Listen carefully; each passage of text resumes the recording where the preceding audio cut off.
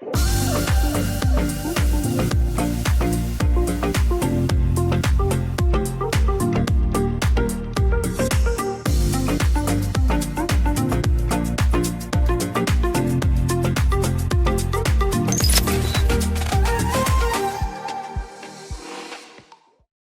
everyone. So today we're going to have approximately a 1 hour lecture on the topic of generative AI, essentials related to it, the creativity segment on how to use it for creativity, as well as some career strategies that might be useful for you as students, how you can use the tool to better prepare or strategize for your career. Everything is prepared for Digital Innovation Incubator, and let's jump on it.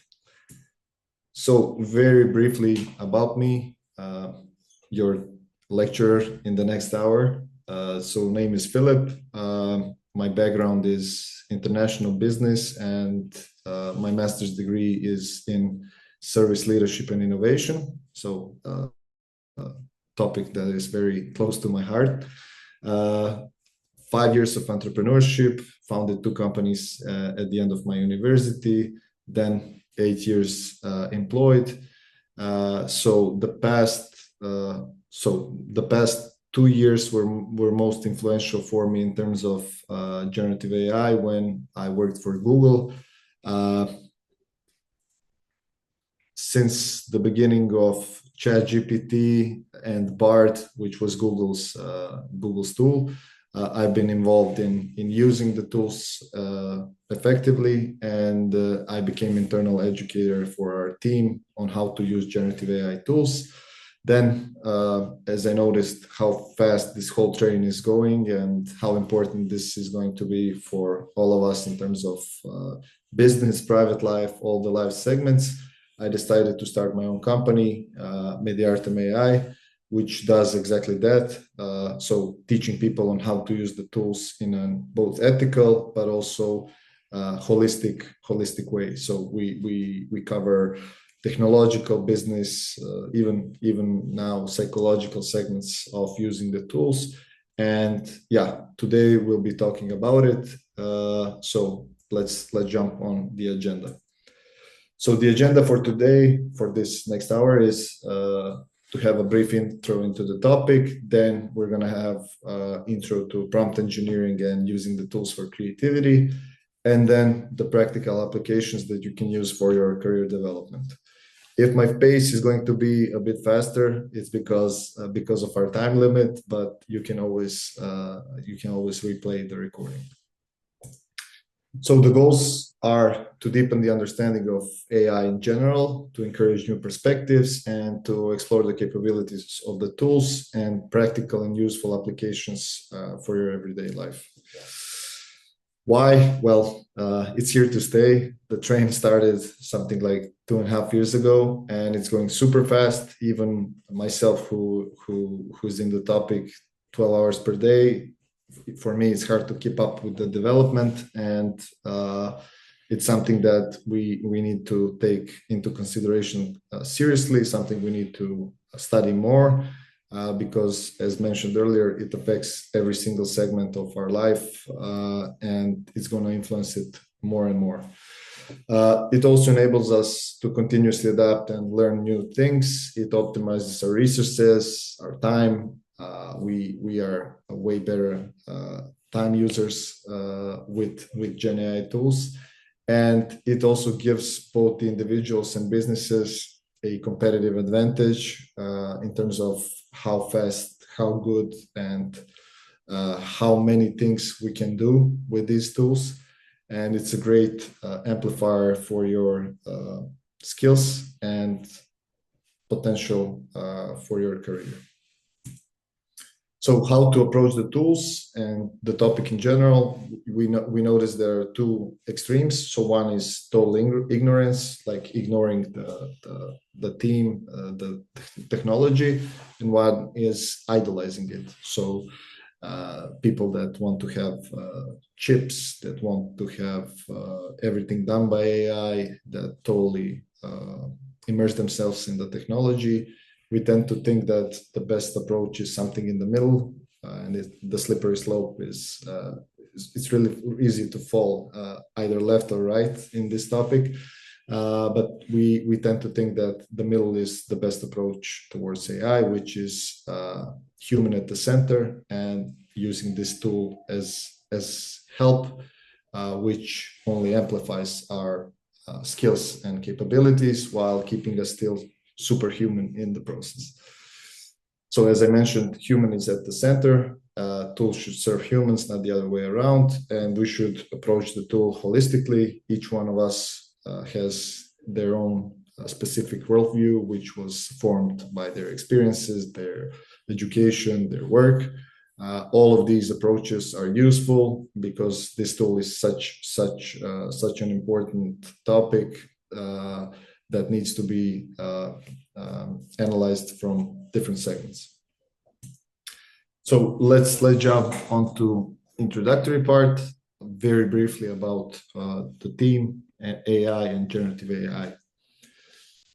So as we mentioned, everything started a bit more than 2 years ago, but what's the current state of things? It might be useful for us to look at it.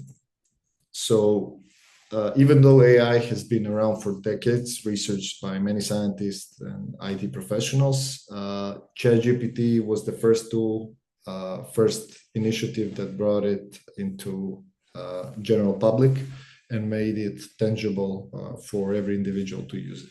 So since its launch, it had 100 million users 2 months after launch. But today we're noticing numbers like 300-400 million people using it on a weekly basis, with constant increase of users and of time used per day in application. The trends are many. So this technology has the potential to contribute to 7% growth in global GDP. It's an estimate by Goldman Sachs. It can influence up to 40% of working hours across the industries. One research firm Accenture says employees that use it complete more tasks faster with higher quality results. True, but we have some even more recent research that says that, for example, from World Economic Forum, which estimates that among top 10 fastest growing skills by 2030, AI is the first on the list. So skills related to artificial intelligence in general, including generative AI, are highly rated, here even on the first place. ChatGPT is used by 400 million people per week, as confirmed by OpenAI. Shocking number, like 5% of the whole world population. So we see the trends are going super fast and super impactful in many ways. One of the most famous generative AI influencers, if I may say in that way, Professor Ethan Mollick from University of Pennsylvania, reported on one survey that says that 30% of workers use it at their work, and 30%, like third out of those, use it every day. And like in this report, which he mentioned, the users said that it tripled their productivity. So we can see how big of a deal it is for all of us, especially in terms of work. So just to clarify the concept, generative AI, which we'll mention a lot in this lecture, and you will hear a lot about it in general, is a type of AI that is used for creating new content. So it can be text, images, video, audio, code, data, anything that generates new type of content from the side of AI tools is called generative AI. And tools like ChatGPT, Claude, Perplexity, Gemini, etc., are called generative AI tools. So to briefly explore how do those tools work and what happens in the background, here's one metaphor. we can think of the tool as a brain of my super librarian assistant. Why super librarian assistant? Imagine an assistant that works in library that has direct access to all the information, that recommends you the best novels, topics based on your interests, that works 24 hours per day, doesn't have to go to bathroom, is here at the tip of your finger, and who chooses to work for you 24/7 hours per day, as mentioned, and is your assistant. So the tools, those models, they constantly learn, so they remember our way of usage, the patterns in our requests, and it also generates responses based on what the tool has learned about us, but not just also us, but from all the other users as well. So as you may have noticed, for example, ChatGPT 2 years ago, when you wrote in Croatian, it wrote pretty badly.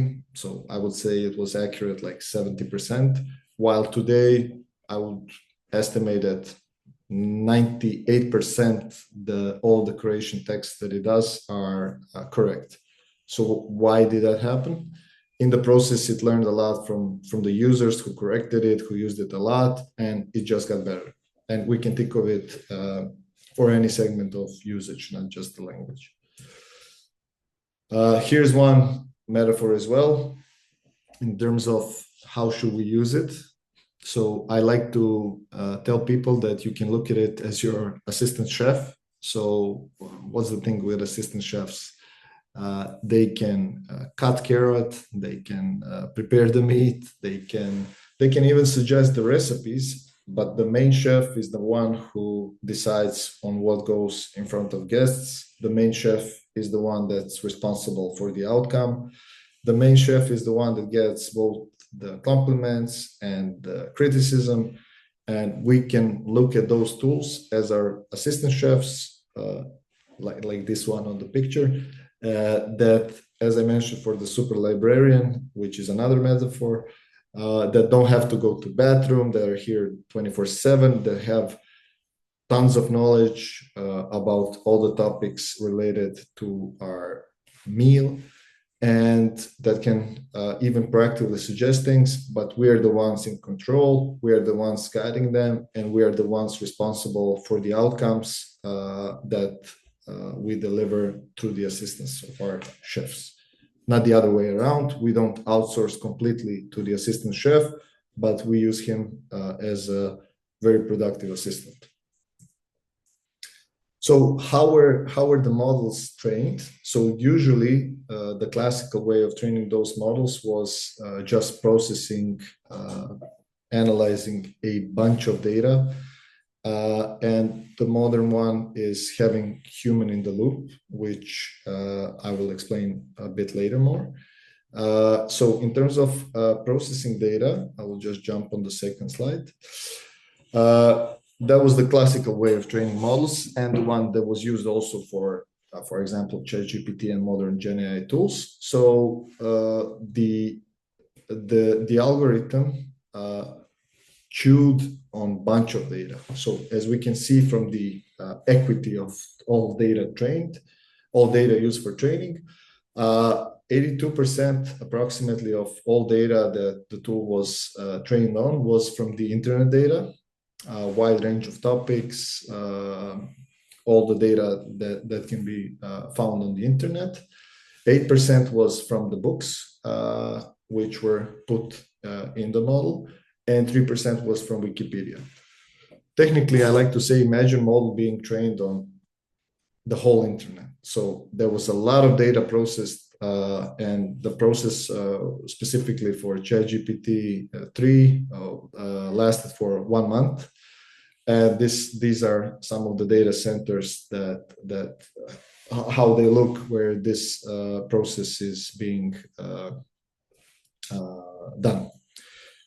So the human in the loop is a process where, besides having tons of data, we have humans that are used as annotators that evaluate the responses from the tool.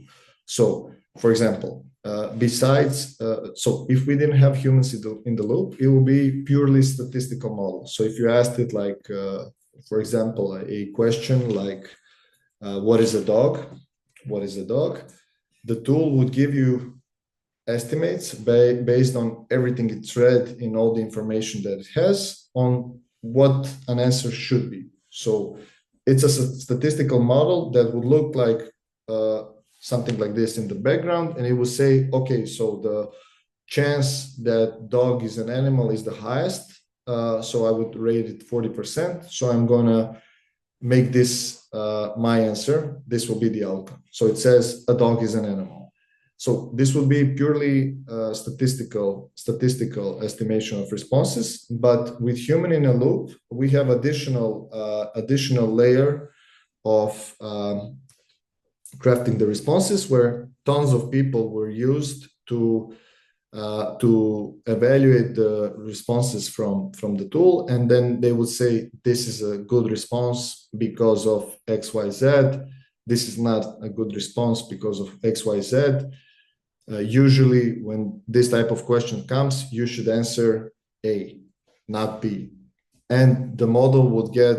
It's a kind of a Pavlovian method of like training the dogs. That's how these tools were trained, where humans were used to choose the most practical, intuitive, and human answers to avoid purely statistical ones. And it's being used up to this day as a regular part of training the models. So in this case, a dog would be an animal, and this is what you would get as a response. As you may have noticed, the tools also hallucinate. So sometimes they make things up that are not true. So the tools do not lie, because lying is when you know something to be incorrect and you say it regardless. So they do not have this human ethical element of choosing to lie. They just tell us untruths, so things that are not true. So they do not do it on purpose. It's because of their nature of providing responses, the way they are created and crafted, let's say. So the tool just gives you the answer that it thinks has the highest statistical chance that it will be a correct answer. So it doesn't lie on purpose, or it can't lie at all. It doesn't tell you things that are not true on purpose. Instead, it gives you the most likely answer that it thinks would fit your request based on all the data that it has. So it doesn't do it's not aware that it's not true, and it doesn't give you untrue things on purpose. Just to clarify this part. So if you ask the tool, make me a song in Croatian on the topic of let's say firefighting adventure, I don't know, it will analyze every segment of your request. So it knows what a song is. It knows Croatian language. It has a lot of data on it. It knows what firefighting is. It knows what an adventure is. And then the tool statistically combines a fruit salad as an answer to your prompt, and gives you the outcome. In the case that you said, for example, just to show you these hallucinations, if you said like, make me a song about firefighting adventure in some specific accent or narječje in Croatia, like in one, like in there's let's say there's a part in Croatia called Konavle, close to Dubrovnik, and if you told it, like if you said to the tool, make me a song in accent from Konavle, it would invent something because it doesn't have a lot of data on accent from Konavle. So it wouldn't do it, it wouldn't give you untrue answer on purpose in a way, but it would estimate what the closest thing to it is. Enough about hallucinations.